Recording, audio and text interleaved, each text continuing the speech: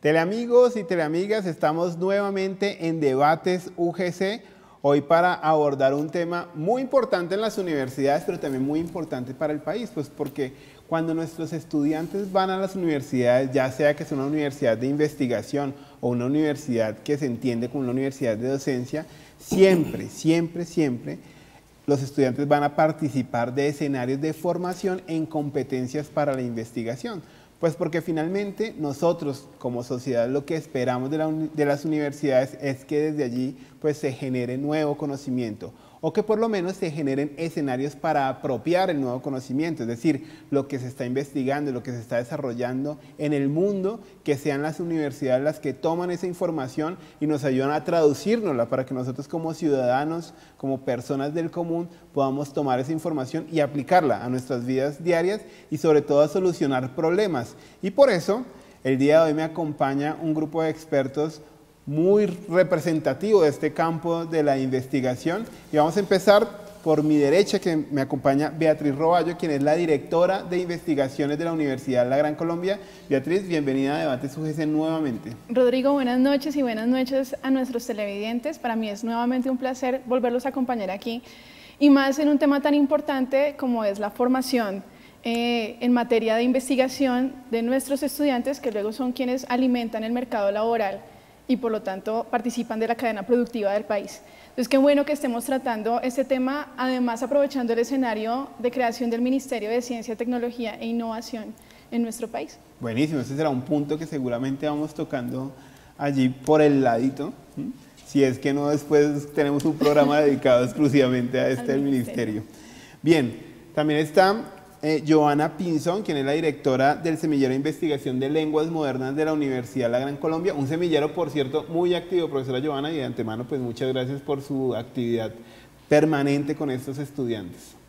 Buenas noches, Rodrigo, buenas noches a todos los que nos están viendo hoy. Sí, efectivamente muy contentos con todos los resultados muy positivos que hemos tenido en el semillero. Llevamos ya 4 años de trabajo arduo, pero muy satisfactorio. Buenísimo.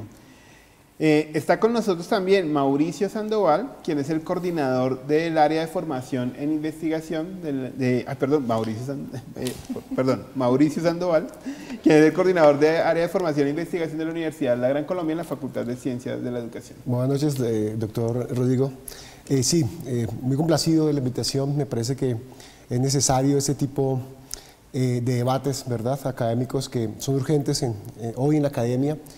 Pero sobre todo hoy creo que va a salir algo muy enriquecedor de aquí y es los puntos de encuentro que se puedan llegar a suscitar pues para poder hacer unos cambios creo que significativos dentro de la Universidad La Gran Colombia. Bueno, y tenemos un invitado muy especial el día de hoy que es Benjamín Barón, quien nos acompaña a la Corporación Universitaria Minuto de Dios. Él viene realizando un trabajo en la coordinación de grupos y semilleros de investigación de la Universidad, de la Corporación Universitaria Minuto de Dios. Entonces, Benjamín, muchas gracias por acompañarnos el día de hoy, pues a tratar este tema tan importante. Resaltaba antes de entrar pues al aire que genial tener la participación de ustedes, que son una universidad que también tiene un carácter regional, pues de país, presencia en el país. Sí, bueno, muchísimas gracias, doctor Rodrigo, y a todo el equipo.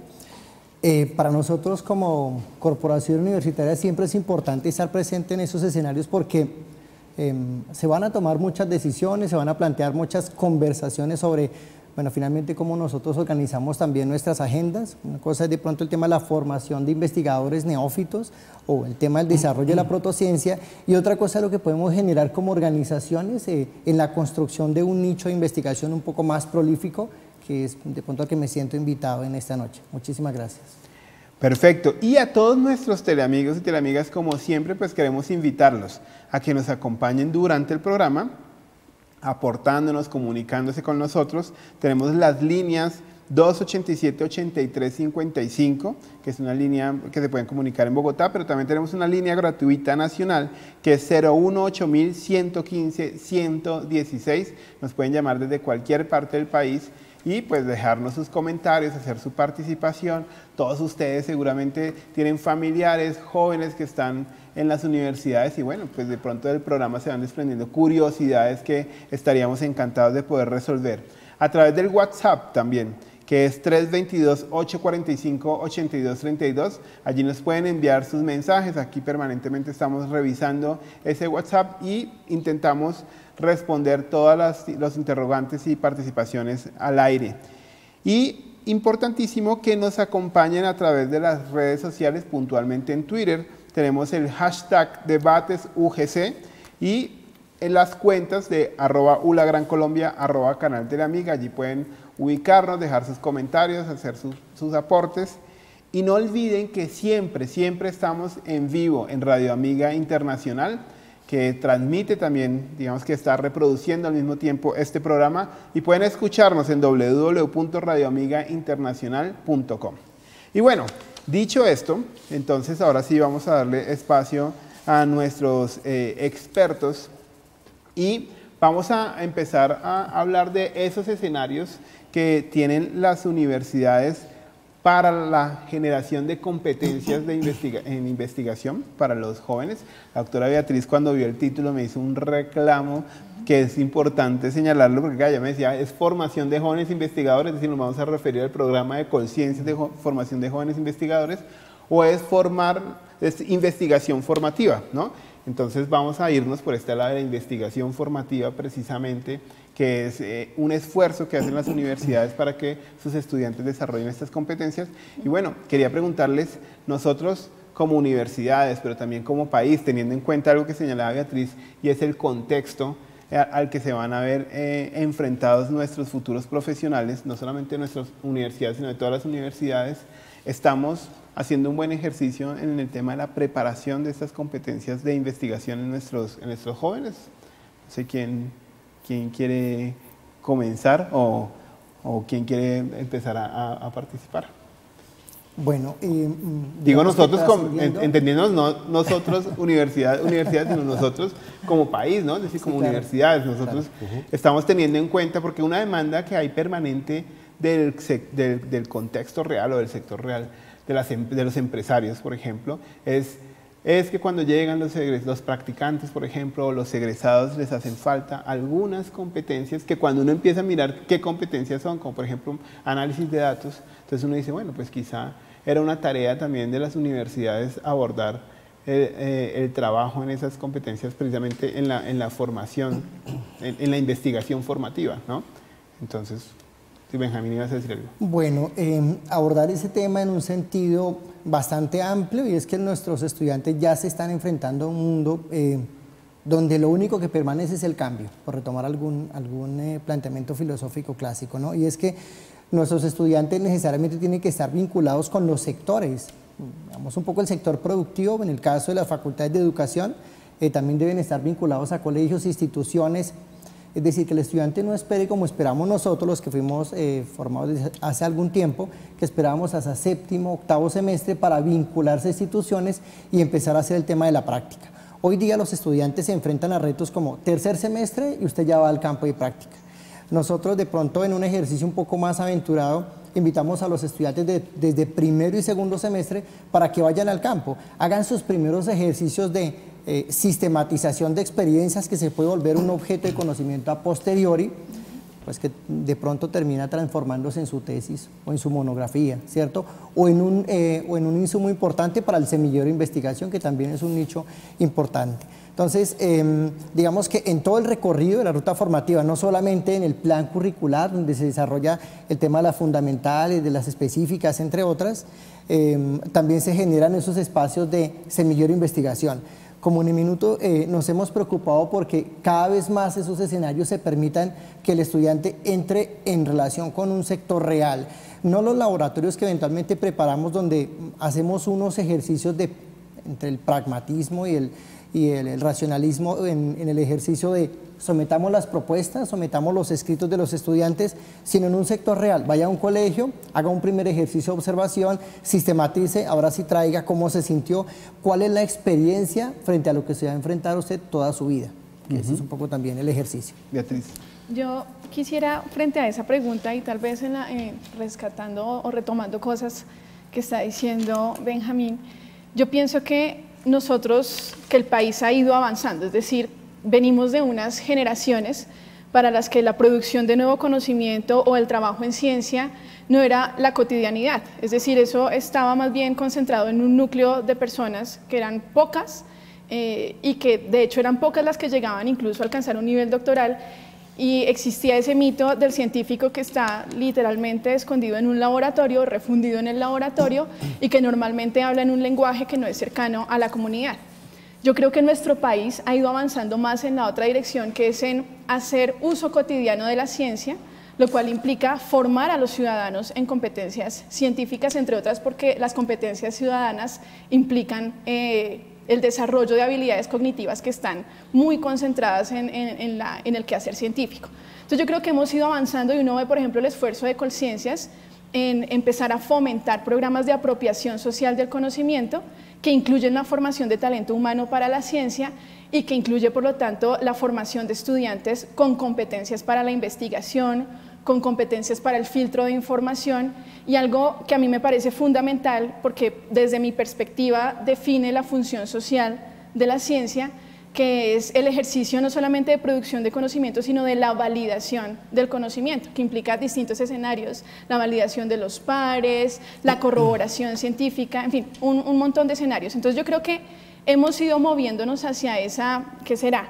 democratización de la ciencia, lo cual no quiere decir que ya estemos en nuestro máximo nivel de desarrollo al respecto. Yo creo que una de las barreras más importantes es justamente todas esas prácticas culturales que siguen fortaleciendo mitos sobre la ciencia, que tal vez en este instante ya no operan justamente por las transformaciones digitales y por, digamos, que la revolución que estamos viviendo en materia tecnológica, pero que sí implican un freno, ¿no? O sea, no más, me pongo a pensar, ¿cuánto esfuerzo hace alguien que termina un doctorado? En estos días había una persona que está en el contexto político y veía yo tiempo que se duró haciendo el doctorado en el exterior y fueron como 9 años. Y cuando tú cuentas eso digamos que en la sociedad, lo que obtienes es ¿y usted en serio va a hacer eso? ¿De verdad se va a meter a hacer eso? Es decir, no hay un reconocimiento de la función social de la ciencia. Entonces, creo que eso empieza en este contexto, pero sí hemos ido avanzando. Yo creo que el país ya dio pasos importantes en esa dirección. Ok, voy a atender una llamada, pues que está Benjamín García de Bogotá en la línea y quiere hacernos un comentario, darnos su aporte. Antonio García, bienvenido a Debates UGC. Sí, buenas noches, ¿cómo están? ¿Cómo les va? Muy bien, muchas gracias, Antonio. No, pues me parece muy positivo que enseñen pues el asunto de la investigación a los estudiantes de la Universidad de la Gran Colombia, porque realmente los estudiantes pues tienen que aprender, como se dice vulgarmente, a no tragar entero, sino precisamente por medio de la investigación pues llegar a saber cosas que sin ella no podrían llegar. Y teniendo en cuenta el reciente fallecimiento lamentable del doctor José Galat, pues que él dejó una gran enseñanza en cuanto a investigación. Precisamente tenía me disculpa, una pequeña crítica al canal. El doctor José Galat, en su programa Un Café con Galat, él hacía sus investigaciones, nos mostró por qué Francisco Bergoglio es el falso papa y la Iglesia Católica tiene tanto asunto oscuro en estos momentos, y me parece que el canal va a dar un viraje extraño. Sacaron a don Rafael Arango y veo yo que no sé si ahorita se van a congraciar mucho con la Iglesia Católica y va a haber un viraje. Se me hace que es como algo totalmente contrario a lo que, hablando de investigaciones, a lo que el doctor Galat nos enseñó a los televidentes. Entonces pues dejaría esa inquietud, ¿no? De todos modos los felicito y pues que Dios los bendiga. Muchas gracias. Bueno, muchas gracias, Antonio, por su comentario. Yo lo que rescato del doctor José era su rigurosidad, su rigor, ¿sí?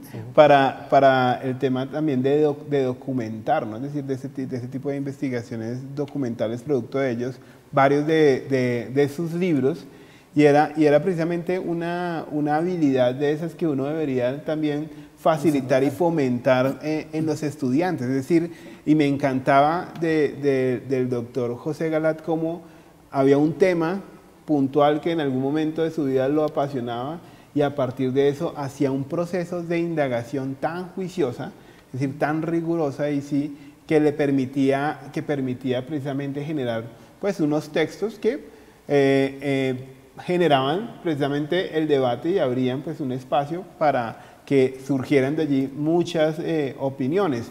Entonces, pues muy interesante eso, y en efecto, pues nosotros que estamos ahorita en la universidad, esos aspectos positivos, ¿no?, desde la conducta de nuestro fallecido presidente, pues son aspectos que nosotros rescatamos y que buscamos precisamente que nuestros estudiantes se apropien. Algo muy interesante, esa postura crítica, por ejemplo, que era algo también para resaltar del presidente de la universidad.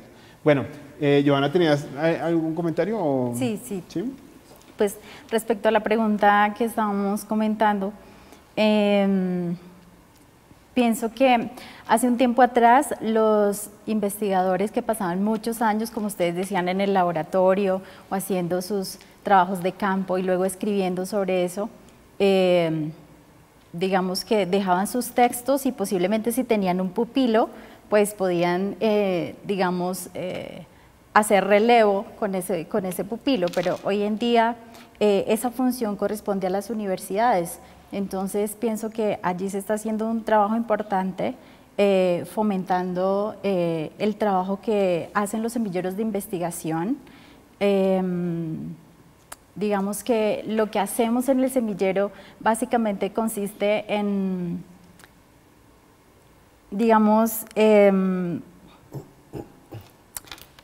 enseñar al estudiante a ser perseverante con sus ideas. Lo primero que hacemos en el semillero es como, darle curso a esas ideas con las que llegan los estudiantes inicialmente, que son inquietudes que a algunos profesores les parece, como decías antes, un poco locas, como ¿por qué quieres hacer eso? ¿Por qué quieres, trabajar en conjunto disciplinas como ciencias sociales e inglés?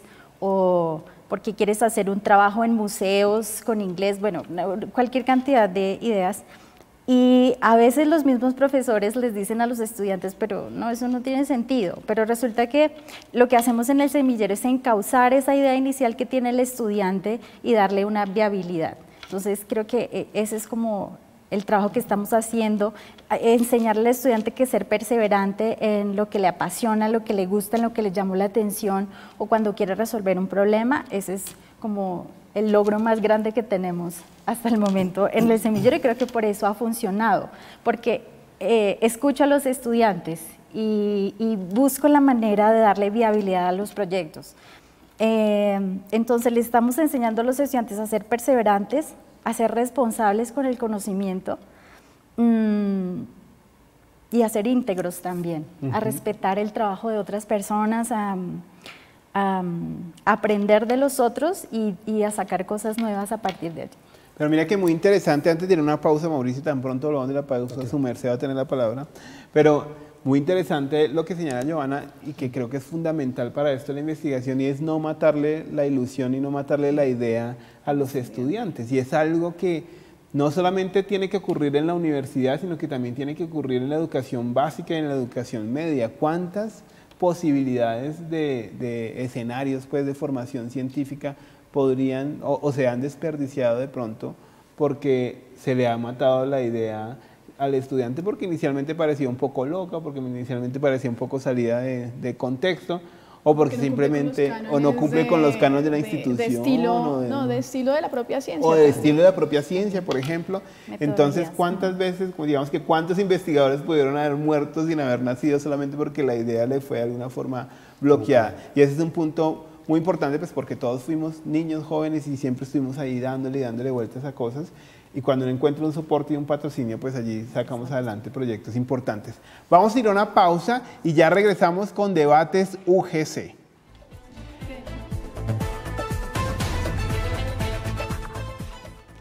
Estamos de vuelta en Debates UGC, hoy hablando de la formación de investigadores o de jóvenes investigadores, o mejor, la investigación formativa en el contexto de las universidades, pero tenemos, antes de pasar a continuar hablando con nuestros panelistas, que por lo que presentía ya estábamos entrando al mundo de los semilleros de investigación, entonces está Johanna Pardo, quien nos llama desde Bogotá y tiene un comentario, una opinión, una pregunta para este programa de Debates UGC. Johanna, bienvenida. Buenas noches, ¿cómo estás? Muy bien, muchas gracias. Bueno, mira, primero que todo quisiera dar una opinión. Yo soy estudiante de la Universidad Minuto de Dios. Sí. Y pues quisiera dar como primero que todo una opinión frente a lo que llevamos del debate.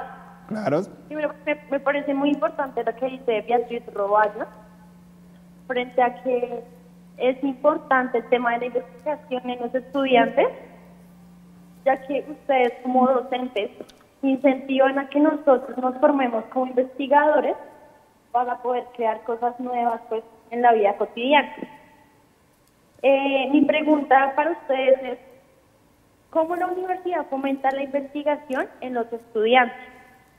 ¿Y de qué forma la investigación, tanto en la Universidad Gran Colombia como en la Minuto de Dios, hace que, digamos, las personas relacionen su vida cotidiana con la academia para poder seguir haciendo investigaciones después de haberse graduado en la universidad?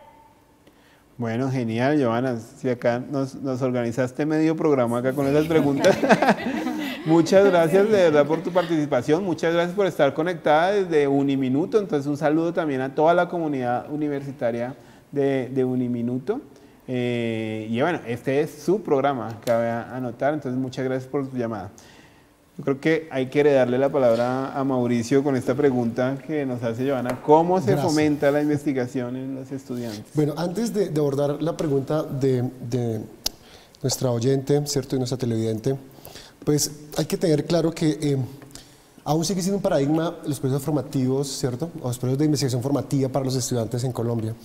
Porque cuando hablamos hoy de formación investigativa con jóvenes, estamos hablando de unos nuevos estudiantes, una nueva estructura social. Si lo miramos, este es un punto de vista de perspectivas, de lo macro a lo micro. Lo macro es que vivimos en una sociedad globalizada, ¿cierto? Donde el producto más importante es el conocimiento, ¿cierto? El saber, la información. Pero por otro también se encuentra el aterrizaje de estas formas dentro de las aulas de clases universitarias. Y el problema es que no hemos podido hacer el clic de las necesidades que son bien complejas hoy en el mundo. Hoy ya no podemos resolver un problema desde una disciplina, eso es del siglo pasado. Okay. Por lo tanto, estamos, ¿cierto?, llamados a abordar problemas complejos desde la complejidad. Pero también cuando hablamos de la formación, ya atendiendo a la pregunta de nuestra televidente, es mirar efectivamente que es algo mucho más complejo que un simple plan de estudios.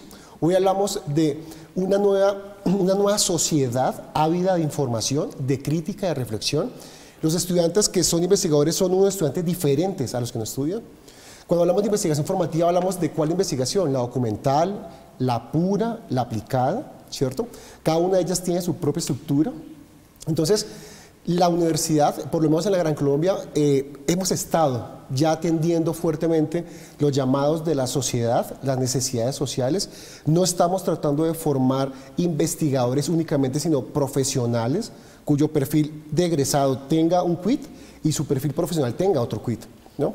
Y esto lo determina bajo la rigurosidad de la investigación. Claro, queremos hacer intervención social, queremos hacer transformación, calidad de vida. Con la proyección lo podemos hacer. Entonces, yo creo que el primer momento es la sensibilidad que debe tener el estudiante para poder abordar el problema como el puente de interacción entre la realidad, ¿cierto?, entre el problema y lo que yo quiero llegar a suscitar con esto. Obviamente, esto es un grupo que se apalanca dentro de otros grupos mucho más fuertes. Los semilleros de investigación es un punto importante, pero cuando hablamos de semilleros también tenemos que discutir hoy cuál es el rol del profesor y el estudiante. Diferente, disímile que en otrora, ¿verdad?, se determinaba como el profesor que decía cosas para hacer. Hoy miramos que los semilleros deben ser, aparte, interdisciplinarios. Deben ser de aprendizaje aplicado, situado, y debe ser de intervención directa. Yo creo que eso es una tarea en la que estamos hoy, creo que todos tratando de jalonar, y que la Gran Colombia, por lo menos desde la Facultad de Educación y lo que conozco del trabajo de la doctora Beatriz, creo que estamos en ese nuevo lenguaje y esos nuevos discursos de los cambios de los paradigmas en la investigación hoy. Bueno, muchas gracias. Beatriz, y se lo palabra por el otro lado. Sí, yo quisiera agregar a lo que está diciendo el compañero una cosa, aprovechando también la pregunta que nos hace Johanna o el contexto que nos plantea Johanna, y es que hay una cosa importante en las universidades y es que normalmente se han definido socialmente con 3 funciones. Una que es docencia, otra que es investigación y otra la que normalmente llaman extensión, pero que en nuestra universidad se llama proyección social. Así es. Entonces, una cosa que nosotros hemos venido trabajando fuertemente, y no es tan fácil por cosas que ya mencionaba antes, es una articulación entre investigaciones, tanto las investigaciones que hacen los docentes como las que hacen los estudiantes con los docentes, y los objetivos de proyección social de nuestra institución, que básicamente están centrados en aportar a la resolución de problemas socialmente relevantes. Entonces, sí que hay escenarios en la universidad en este instante que facilitan y que fomentan que nuestros graduados, que finalmente son quienes se vinculan a la sociedad y nos representan como institución, que nuestros graduados atiendan a esas problemáticas socialmente relevantes con la lupa o con las gafas que la ciencia ofrece en sus distintas posibilidades, en distintos tipos de investigación, con la conformación de distintos trabajos que, como señalaban aquí previamente, interdisciplinares o transdisciplinares en muchas ocasiones, y esto nos lleva ahora a pensar otra forma de ser profesional, ¿no? O sea, creo que todos los que estamos en este panel fuimos graduados con unos perfiles profesionalizantes que tal vez no hacían el énfasis en el trabajo por proyectos o el trabajo en equipo con competencias de investigación, que sí se está poniendo en este instante para las nuevas generaciones de cara a algo en particular, y es que las problemáticas que se están atendiendo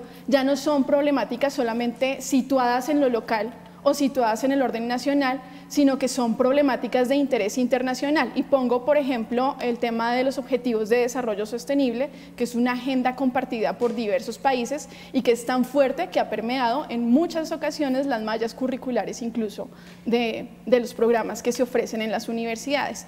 Entonces, hay espacios curriculares y hay espacios extracurriculares. Aquí hemos mencionado un extracurricular por ahora, que son los semilleros. Pero en nuestra universidad existen proyectos integradores. Yo creo que en la Universidad Minuto de Dios también existen escenarios de ese estilo. Está el programa de jóvenes investigadores, tanto el universitario como jóvenes investigadores en tecnología e innovación, que puede ser el que ofrece Colciencias o los que ofrecen las universidades. Está el escenario de trabajo de grado, los estudiantes que deciden hacer investigación para graduarse. Están los escenarios de los estudiantes que participan en los proyectos de investigación institucional. Hay muchos escenarios y todos esos nutren ese perfil profesional. Bueno, tengo que interrumpir porque tengo una llamada también de Jesús Angulo desde Putumayo, Villa García, Putumayo, y pues queremos también darle el espacio a Jesús, y además tengo el WhatsApp con preguntas también, entonces vamos a escuchar a Jesús, si quieren responder una pregunta, y hacemos una lectura también de las preguntas que tengo en WhatsApp y continuamos también pues con las participaciones que ustedes tienen. Jesús, bienvenido a Debates UGC. Buenas noches. Buenas noches. Buenas noches. La pregunta mía es ¿por qué en Colombia las universidades, sobre todo las universidades públicas que dan acceso a las personas de bajos recursos, por qué en Colombia casi no se investigan y se estudian tanta cantidad de plantas que tenemos en Colombia que son muy medicinales?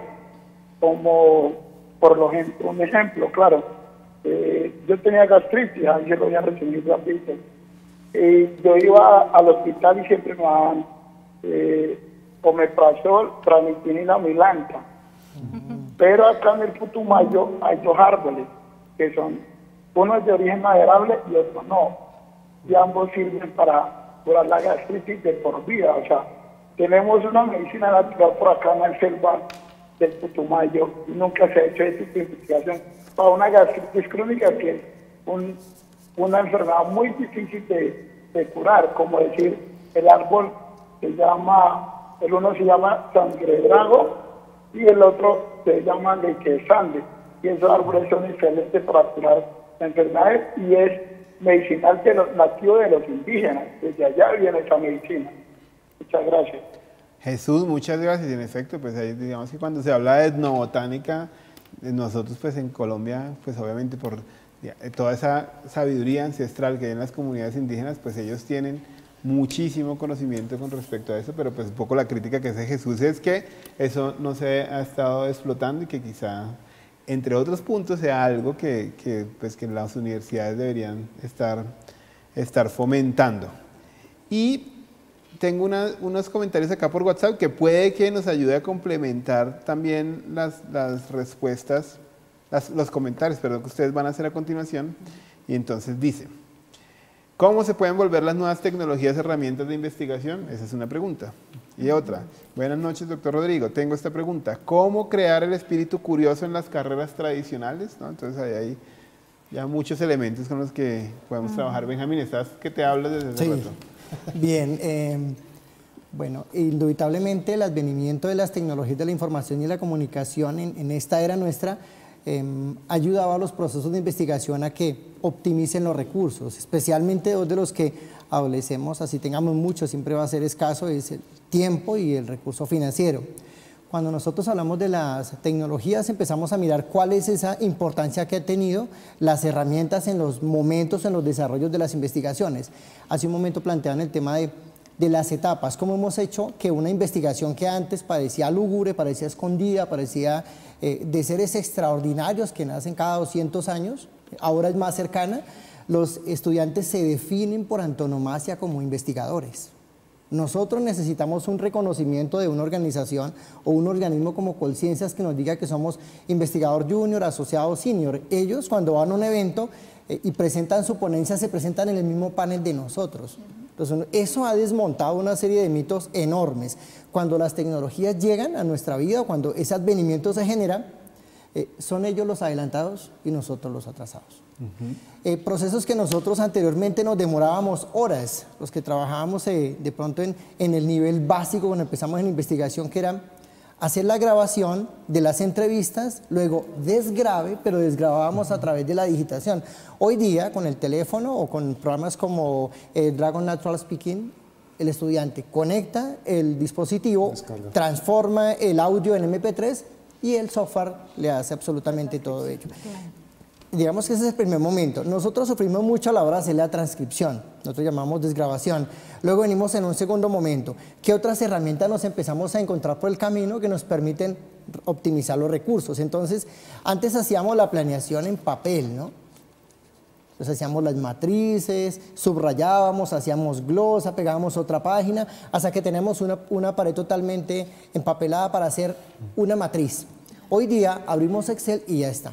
Hoy día abrimos un Google Form, inmediatamente ingresamos los datos que ya capturamos a través de la grabadora, desgrabamos a través del programa y ya el formulario nos va ubicando en cada uno de las celdas la información. Pero si miramos ello, tras de ello hay una graficación, hay una unidad de representación que ellos van haciendo. Eso teníamos que hacerlo nosotros step by step. Hasta que no teníamos toda la información consolidada, no podíamos empezar a graficar. Hoy día con los software, hoy día con digamos, estos mismos medios en específico, cuando nosotros nos conectamos con otros países, con otras regiones, hace un momento el doctor Rodrigo decía, Uniminuto está en todo el país, claro, y nosotros necesitamos conectarnos con otras regiones.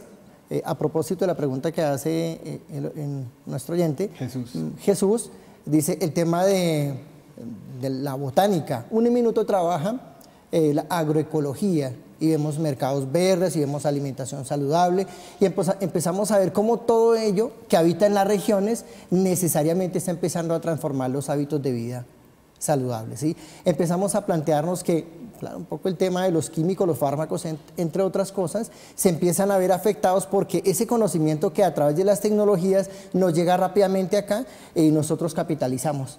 En la medida en que, hace un momento lo planteaba la doctora Beatriz, generamos un proceso de democratización del conocimiento, jugamos a un elemento de la localidad, es decir, hay elementos del común del universo que se presentan en una región, en un país pequeño, en un semillero de investigación, por citar un ejemplo. Los estudiantes están mucho más cercanos a esos procesos que antes veíamos rigor, ¿sí? Entonces, el rigor siempre lo asociábamos a destruir la idea del compañero. Mi formación básica es la filosofía y nosotros nos dedicábamos a eso. Tenías una tesis hasta que te la tumbe. Hoy día lo que nosotros hacemos es brindar condiciones de posibilidad para que el estudiante lleve con mucho más éxito su idea. ¿sí? Para que no fracase empezando. Y le brindamos de la mano de las herramientas, de la mano de la tradición, unos elementos que él puede empezar a ahondar con mucha más facilidad. Digamos que esos elementos nos permitirán a nosotros fomentar, la pregunta de Joana hace un momento, ¿cómo fomentamos así?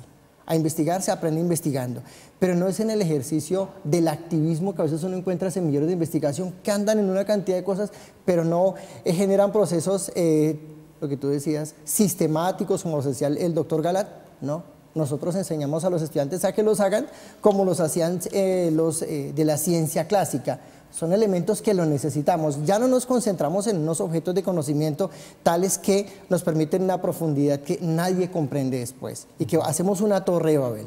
Hoy día lo que intentamos generar son interconexiones. Hace un momento hablaban de inter, trans, multidisciplinaridad, que es lo que nos permite comprendernos mucho más. Gracias. Joana, en el tema del semillero hay un tema de inclusión de tecnología que es, pues digamos que una apropiación, digamos, de la tecnología para el desarrollo de la investigación. ¿Quieres comentarnos un poco cómo ocurre? Sí, claro. Pues en el semillero estamos desarrollando una serie de proyectos relacionados con el uso de realidad virtual en la educación. Realidad virtual que hoy es un tema común en las universidades. Creo que todo el mundo ya debe empezar a pensar en manejar virtualidad y realidad aumentada. Además, virtualidad aumentada, que es, hay una distinción entre los términos, y todo el tema de del uso de hologramas y de proyecciones 3D. Entonces estamos explorando toda una serie de herramientas para hacer la aplicación en la enseñanza de diversas disciplinas. Pues estamos comenzando con lenguas extranjeras, pero esto es impresionante. O sea, tú puedes empezar a aprender medicina, ciencia, biología, microbiología, cualquier cantidad de disciplinas a través de esas herramientas, y es impresionante la cantidad de recursos que hay disponibles, algunos gratuitos, algunos hay que pues pagar para tener acceso, digamos, a todo el material que está, pero es todo un campo que se abre. Es decir, esto está apenas en construcción y estamos tratando de acercarnos a ese mundo que es muy, muy amplio. Y por otra parte, las tecnologías las utilizamos en el semillero, como tú decías, para todo el tema de estadísticas, para todo el tema de análisis de datos. Lo que hacemos es capacitar a los estudiantes en el manejo de estas herramientas. Entonces, ahí tenemos aliados como, por ejemplo, los programas que ofrecen las bibliotecas, en capacitación en Mendeley, por ejemplo, en el uso de bases de datos, en el uso de Atlas T, por ejemplo, que también me gustaría que si es posible amplíen la cobertura para que podamos tener acceso al uso. Igualmente a programas de realidad aumentada. Entonces, en ese sentido, podríamos estar contribuyendo mucho al desarrollo de la creatividad de los estudiantes y a la curiosidad, porque estamos trabajando con unas generaciones que hoy día las llaman generación alfa, que son generaciones que vienen aprendiendo con la pantalla. ¿Sí? Es decir, hoy día es muy difícil que un docente no use la pantalla, ¿sí? Porque el estudiante y sobre todo los chicos más pequeños esperan ese choque que produce la imagen. Entonces, las clases tradicionales ya se quedan un poco obsoletas porque el estudiante espera el impacto de la imagen y bueno, vienen muchísimas cosas relacionadas con eso. Vale, tengo una llamada que tengo que atender en este momento, que es de César García de Bogotá. Entonces, pues queremos darle la bienvenida a César a Debates UGC. César, bienvenido. ¿Cuál es su comentario, opinión o pregunta? Muy buenas noches. Buenas noches. Mi pregunta va más enfocada a este tipo de investigación cuantitativa. Siendo docente de aquí de la universidad, de aquí en Colombia, he notado cómo la mayoría de investigación va hacia la parte cualitativa y creo que Colombia está rezagado en la parte cuantitativa. Mi pregunta es, ¿qué se está haciendo para que esa distancia, esa brecha entre esas dos investigaciones se acorte? Bueno, César, muchas gracias. Ya la doctora Beatriz acá ya levantó la mano para responder a esa pregunta. ¿Será que le tienen miedo a lo cuantitativo? ¿Cómo será, mi querida doctora Beatriz? Yo le agradezco montones a César hacer esa pregunta, porque en efecto es también la misma percepción que yo tenía en algún momento. Estamos haciendo esfuerzos fuertes para eso. ¿Qué significa esfuerzos fuertes? Hace un momento les planteaba yo que en la universidad tenemos dos tipos de escenario para desarrollar competencias en investigación, unos que son curriculares, llámese cursos o trabajos obligatorios o por ejemplo las opciones de grado, y otros que son extracurriculares. En el caso de los cursos o del escenario curricular, y aquí trabajamos con el profesor que lidera esa área, estamos en un proceso de reevaluación y de resignificación y de actualización de los sílabus que le dan contenido a esos cursos. Y uno de nuestros criterios ha sido justamente ese de, yo no digo que digamos que de abandonar la posición cualitativa y retomar una postura cuantitativa, porque yo creo que estamos en un contexto de la investigación, en un momento de la investigación en que esas dos formas de hacer investigación son complementarias.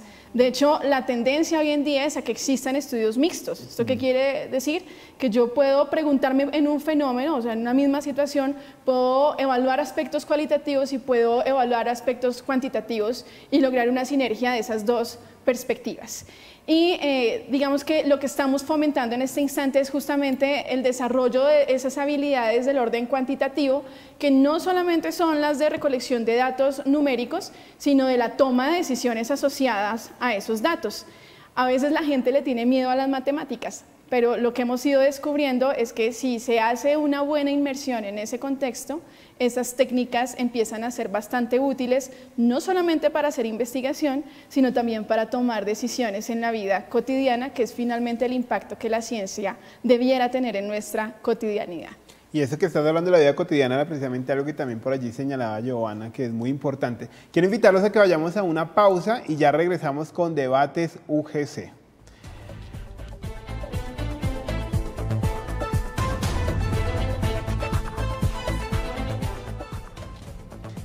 Estamos de vuelta en Debates UGC, continuamos hablando de la investigación formativa en las universidades y yo quería plantearles una pregunta a nuestros panelistas y es, ¿qué está pasando con los productos de investigación? Digamos que voy a ponerme en hablar de mi caso, ¿no? Es decir, uno cuando estaba en la universidad, pues en mi caso pues, las tesis eran obligatorias, es decir, no había escapatoria, no había pasantía internacional, no había diplomado, no había, es decir, estamos hablando de la Facultad de Psicología de la Universidad Católica de Colombia en un tiempo donde era investiga o investiga. Pero pues la verdad yo siento que, claro, mi tesis fue muy bonita, yo la quiero mucho y más, pero pues creo que debe estar en algún anaquel de la Universidad Católica, si todavía existen esos anaqueles o ya debe estar digitalizada de alguna manera. Pero, bueno, mi profesor sí, que es un profesor maravilloso, que es el profesor Luis Flores, y de ahí se generaron unas publicaciones interesantes, y seguramente eso por allí se movió de alguna manera, pero ¿qué está pasando con los productos que hacen los estudiantes ahora? Es decir, eso trasciende, eso también se queda en otro anaquel o en un repositorio digital, o ¿qué está pasando? Pues porque yo creo que es muy motivante cuando el estudiante ve que eso en realidad genera un cambio, una transformación. Giovanna. Pues en el caso de los estudiantes del semillero, lo que estamos haciendo es transformar esas tesis o esas monografías en artículos de investigación para enviarlos a revistas especializadas en esa área. Y en muchos casos el estudiante se da cuenta que hacer o desarrollar la monografía no es suficiente, no le alcanza el tiempo para hacer todas las, digamos, actividades o resolver todas las preguntas que planteó inicialmente, porque pues una monografía es un proyecto pequeño. Entonces lo que hace es proyectar un trabajo futuro para estudiar una maestría, en fin, para continuar trabajando en ese tema. Entonces eso creo que es muy estimulante porque además fomenta otro paso en la educación del estudiante. Por otra parte, algo que ocurre en el semillero es que como trabajamos problemas que surgen de la práctica docente, digamos un estudiante tiene una dificultad al enfrentarse a su grupo de estudiantes, a su comunidad, plantea una pregunta, la resuelve, y eso está teniendo un impacto directo en las comunidades.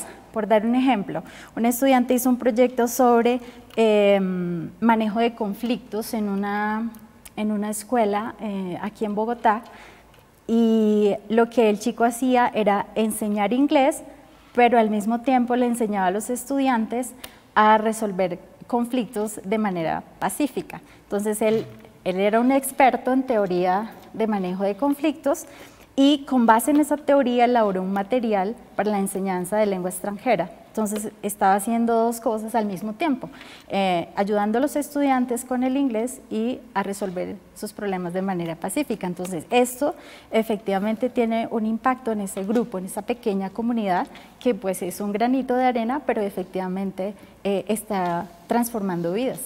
Okay. Yo creo que hay que tener en cuenta que lo que se produce en las ciencias humanas, ¿cierto? Y cuando hablamos de educación, que no es una ciencia, ¿cierto?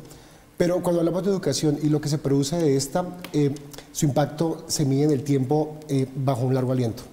Es decir, mirar realmente, determinar realmente la transformación social, eso implica una vigilancia rigurosa y una sistematización rigurosa para poder determinar cosas. Pero cuando hablamos de eso, yo siempre hablo de un microcosmos. Efectivamente, cada universidad va a la velocidad que quiere y que le toca en cuanto a procesos de formación y lo que debe determinar esto.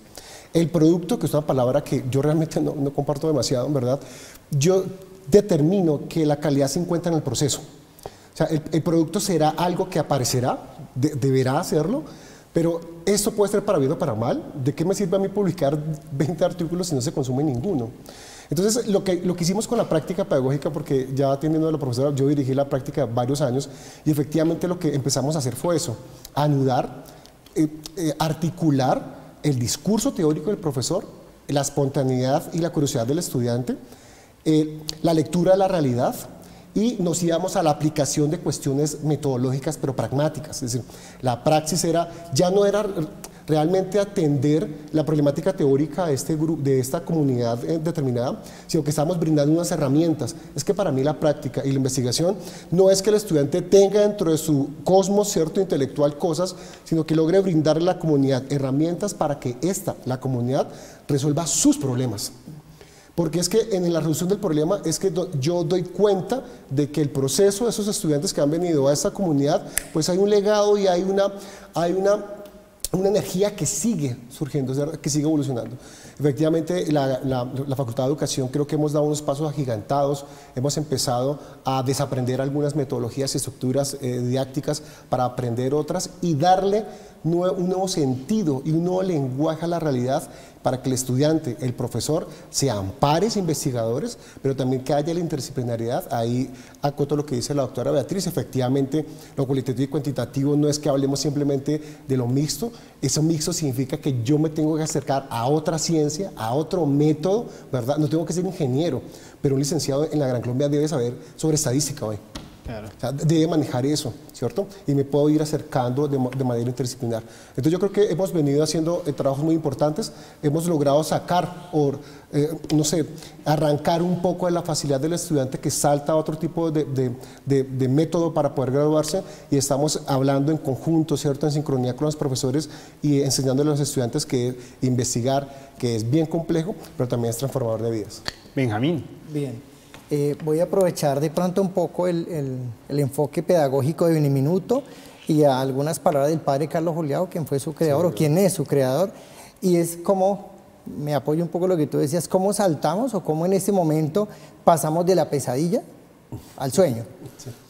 La monografía hoy día es un sueño de los estudiantes porque ve cristalizado lo que siempre quiso. A nosotros teníamos que adherirnos a un proyecto de profesor. Ajá. Hoy día los estudiantes escuchan el discurso en el aula, se adhieren a lo que nosotros planteamos y juntos construimos. Juntos construimos, y el construir juntos, ese interaprendizaje, se ve materializado en semilleros de investigación, en proyectos, en publicaciones y en divulgación científica. Hace un momento planteaba, es muy bonito cuando nosotros nos encontramos que al lado de mi panelista es el pupilo, tú lo decías hace un momento, el pupilo de otro profesor que ha venido trabajando 1, 2, 3, 4 semestres y que tiene un muy buen lenguaje.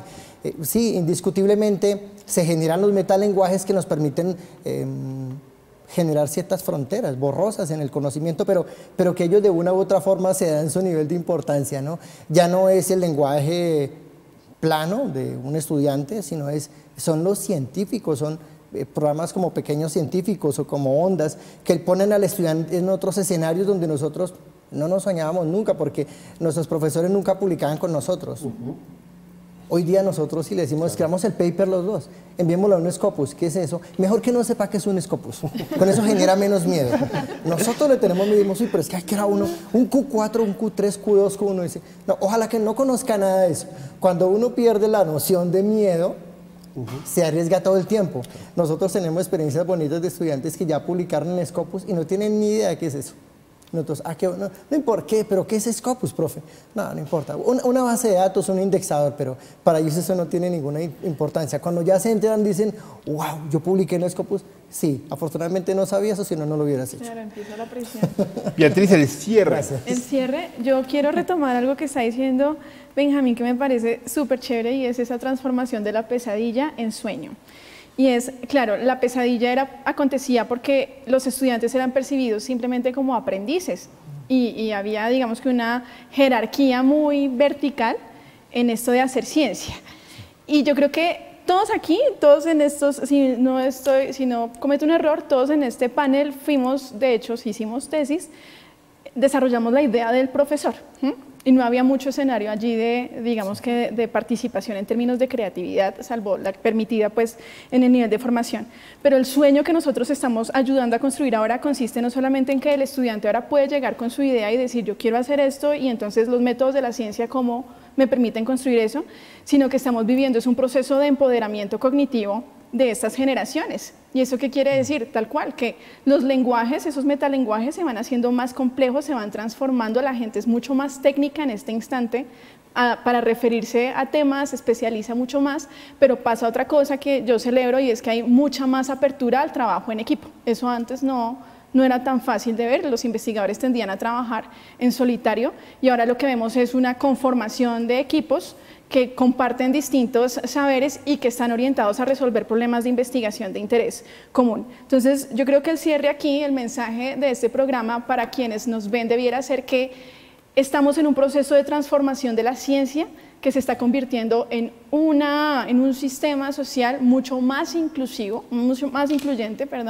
y que fomenta el desarrollo de esas competencias que nosotros entendíamos como competencias ciudadanas, pero que hoy en día sabemos que son esas habilidades, aptitudes, conocimientos que nos permiten fomentar el desarrollo humano y vivir en comunidad y tomar decisiones en comunidad que, entre otras, promuevan nuestro bienestar. Es decir, esto ya no es una ciencia neutral, es una ciencia que fomenta el bienestar social y así es como la estamos enseñando y ojalá que eso permee lo suficientemente el contexto para que podamos de verdad vivir en una comunidad en comunión.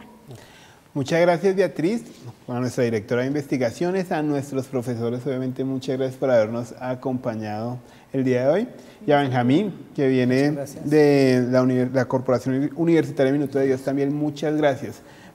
Algo que quería rescatar de unas palabras que le escuchaba a Beatriz, yo creo que ya hace un año recién llegada a la Universidad de la Gran Colombia, y hablaba de investigación de la gente para la gente, ¿no? Que creo que es a lo que también hay que apuntarle, que es una cuestión más aterrizada y es una investigación de verdad con una función social. Muchas gracias de verdad a todos nuestros teleamigos y teleamigas, muchas gracias por haber estado tan activos el día de hoy, por habernos llamado, por haber participado a través del WhatsApp. Eso nos ayuda, como siempre, pues, a hacer el programa y a vivir el programa y a hacer un programa para ustedes y con ustedes. Entonces, como siempre, los esperamos aquí todos los martes a las 8 p.m. en Debates UGC. Chao, chao.